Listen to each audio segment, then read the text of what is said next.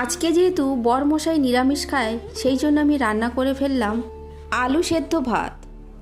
তো সকালবেলা আলু সেদ্ধ ভাত খেতে খুবই ভালো লাগে। তো সকালেই আমি আর বরমশাই আলু সেদ্ধ ভাত প্রতিদিনই খাই। কাঁচা লঙ্কা আর পেঁয়াজ দিয়ে ভালো করে মেখে আলু সেদ্ধ যদি করা হয় খুবই খেতে ভালো লাগে। মাঝে মধ্যে শুকনো ভাজা লঙ্কাও দিয়ে মাখাই, তাতেও খুবই সুন্দর লাগে।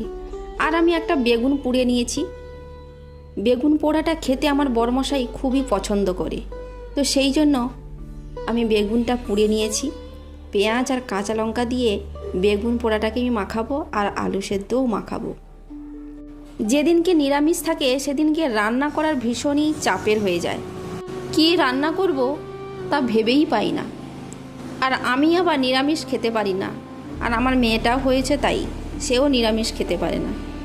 কিন্তু ডাল ভাত হলে একটু খায়, ডিম ভেজে দিলে খায়, তাতেও সমস্যা, ডিম ভাজা হয় না। আর আমার তো নিরামিষ রান্না করতে খুবই কষ্ট লাগে, কারণ আমার মাছে ভাতে একটা ঝোল বানিয়ে ফেললাম, একটা সবজি বানিয়ে ফেললাম, চটজলদি রান্না হয়ে গেল।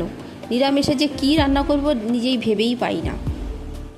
তো প্রতিদিন আমার সকালের মেনুতে থাকে আলু সেদ্ধ ভাত। আর আজকে রান্না করেছি তোমাদের সঙ্গে শেয়ার করব। আজকে বেগুন পুড়েছি, যেহেতু বেগুন পোড়া খেতে চেয়েছিল আমার বরমশাই, সেই জন্য আমি বেগুন পোড়াটা বানিয়েছি। আর আলু সেদ্ধটা আমি মাখিয়ে নিয়ে এবার আমি তোমাদের রান্নাগুলো কি করেছি তোমাদের শেয়ার করব। এই কয়েকদিন ধরে নিরামিষ খাওয়া চলছে, খুবই খারাপ অবস্থা, কারণ শিবরাত্রির আগে থেকে নিরামিষ খাওয়া হচ্ছে। আর শিবরাত্রির দিন তো খাওয়াই হয়নি, প্রায় সন্ধ্যাবেলার দিকে খেয়েছি, তাও আবার নিরামিষ। তারপরের দিনও নিরামিষ, কারণ দুদিন শিবরাত্রি পড়েছিল, সেই জন্য তো দুদিনই নিরামিষ খাওয়া হয়েছে তার আগের দিন থেকে। তো কি করা যাবে আর রান্না করেছি এই যে ভেজ ডাল করেছি। ভেজ ডালটাও খেতে আমার বড়মশাই খুব পছন্দ করে, সেই জন্য ভেজ ডাল বানিয়েছি। আর এই যে বানিয়েছি ঢ্যাঁড়স ভাজা। এখন ঢ্যাঁড়সের দাম যা প্রচুর, নতুন সবজিটা উঠেছে না, প্রচুর দাম হয়েছে, 150 টাকা কেজি ঢ্যাঁড়স আর উচ্ছে। তো আমি কি করলাম, এবার বরমশাই টিফিনটা রেডি করে ফেলছি।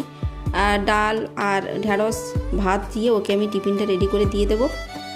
তো আজকের মতো এই রেসিপিটাগুলো করেছি, খুবই কষ্টকর। আমার তো খেতে ইচ্ছা করে না এরকমের রেসিপি, তাও খেতে হবে, কি করা যাবে আর। তোমাদের ভিডিওটা কেমন লেগেছে কমেন্টসে জানিও।